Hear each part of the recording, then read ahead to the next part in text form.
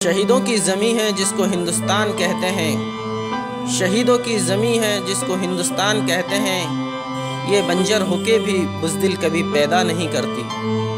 राजस्थान की वीर धरती पर सदैव से वीरता, त्याग और बलिदान की अमिट परंपरा रही है। यहाँ महाराणा प्रताप और हमीर जैसे वीरों की कहानियाँ कण कण में बसी हुई है। देश की रक्षा करने की खातिर ऐसे ही एक वीर योद्धा कैप्टन रिपु दमन सिंह ने सवाई माधोपुर जिले के छोटे से गांव पाली में भरत सिंह राजावत की धर्म पत्नी उषा राजावत की कोख से जन्म लेकर परवरिश पाई। लिपट के रोती नहीं है कभी शहीदों से, लिपट के रोती नहीं है कभी शहीदों से, ये हौसला भी हमारे वतन की माओं में है। ये छोटा सा गांव पाली विश्व प्रसिद्ध चंबल नदी के किनारे बसा हुआ है और जहां एक तरफ राजस्थान की सीमा का प्रहरी है, वहीं दूसरी तरफ पार्वती नदी का चंबल के साथ संगम भी है और मध्य प्रदेश की सीमा को पाली ब्रिज के माध्यम से जोड़ता है। कैप्टन रिपु दमन सिंह ने भारतीय सेना में रहकर अल्पकाल में शौर्य और वीरता का उदाहरण पेश करते हुए मात्र 26 साल की उम्र में ही देश की रक्षा करते हुए अपने प्राण न्यौछावर कर आज की युवा पीढ़ी के सामने कभी ना धुंधली होने वाली बलिदान की एक दास्तान लिख दी है। कैप्टन की 13वीं पुण्यतिथि के मौके पर मिलते हैं उनके पिता भरत सिंह से। कैप्टन साहब का जन्म उनके ननियाल अजमेर में हुआ। वहाँ उनके नाना सा की एजुकेशन इंस्टीट्यूट है, डिफेंस स्कूल, उसमें उन्होंने शिक्षक ग्रहण की 1 साल। इसके बाद में वो मयूर स्कूल में 5th तक पढ़े। उसके बाद 6th में उनका military school king George military school Ajmer में सिलेक्शन हो गया। उसमें उन्होंने एजुकेशन की। 12th में जाके वो स्कूल कैप्टन हो गए वहाँ पे। इसके बाद 12th पास आउट करने के बाद में उन्होंने चंडीगढ़ डीवी कॉलेज में एडमिशन ले लिया। वो बचपन से ही बंदूकों से खेला करते थे क्योंकि उनके ननियाल पक्ष के सब आर्मी में थे। उनका एक ही जज्बा था कि मैं आर्मी में जाऊँ। डीवी कॉलेज में गए वो तो उन्होंने वहाँ भी अच्छा वातावरण तैयार करके, क्योंकि माइनॉरिटी में थे, लेकिन वो डीवी कॉलेज के प्रेसिडेंट बने। इसके बाद उन्होंने ओटीए में उनका सिलेक्शन हो गया। उनकी पास आउट जो परेड थी उसमें हम लोग गए। इसके बाद 12 मार्च 2000 को मैंने यहाँ मेरे गांव में आईलैंड जो है चंबल के बीच में, उसमें पार्टी रखी। उसमें राजनेता, मंत्रीगण, डीएलओज, पत्रकार बंधु, मेरे सब मिलने वाले तो लगभग 4000 आदमियों को हमने उसमें भोजन किया। इसके बाद में फौज में चले गए। उनका अच्छा आचरण रहा। उन्होंने कारगिल के टाइम बॉर्डर जो पाकिस्तान की है जैसलमेर, वहाँ उनका पोस्टिंग रहा। तो ट्रेन यहाँ से ही निकली थी। हम लोग स्टेशन पे गए, रात को चाय वाय पिलाई तो उनके सीओ ने बड़ा हमें हाईलाइट किया कि भाई आपका बेटा बड़ा होनहार है। ट्रेन चली गई, पूरी ट्रेन थी, उस टाइम जज्बा था। उसके बाद उन्होंने नॉर्थ ईस्ट में उनका पोस्टिंग हो गया। वहाँ वो चाइना स्पेशल उस पर 7 दिन के लिए चाइना बॉर्डर के अंदर घुस गए। उनकी टुकड़ी थी, सही सलामत आ गई। तो वहाँ बॉर्डर पे ही उनके सीओ ने हेड ऑफ डिपार्टमेंट से परमिशन लेके उनको ऑर्डिनरी मेजर बना दिया। वो वहाँ रहे क्योंकि मिलनसार थे शुरू से ही। उनकी शहीद होने के बाद यहाँ फोटोग्राफ्स आया जब उन्होंने वहाँ से विदाई ली। इसके बाद में कुपवाड़ा में उनकी पोस्टिंग हो गई।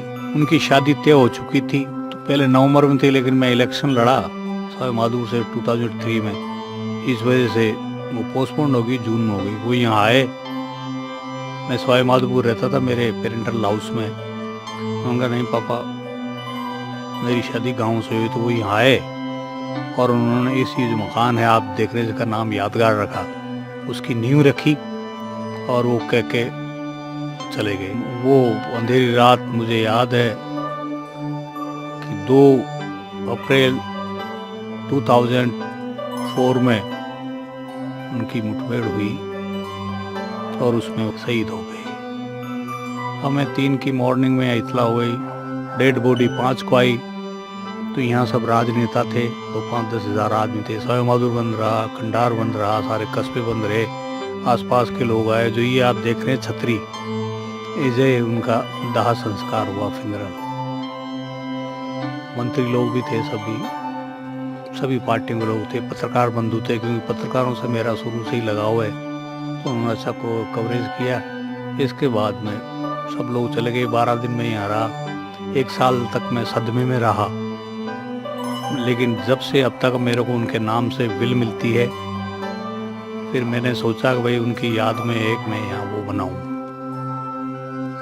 स्टेचू। तो लोगों से राय ली। उन्होंने कहा भाई स्टेचू मत बनाओ, आज तो अपना समय है, कल नहीं रहे, तो स्टेप्स लगा दो, ये छतरी बना के मैंने लगा दी। इसके बाद में एक यहाँ अपने प्रोफेसर हैं एनसीसी के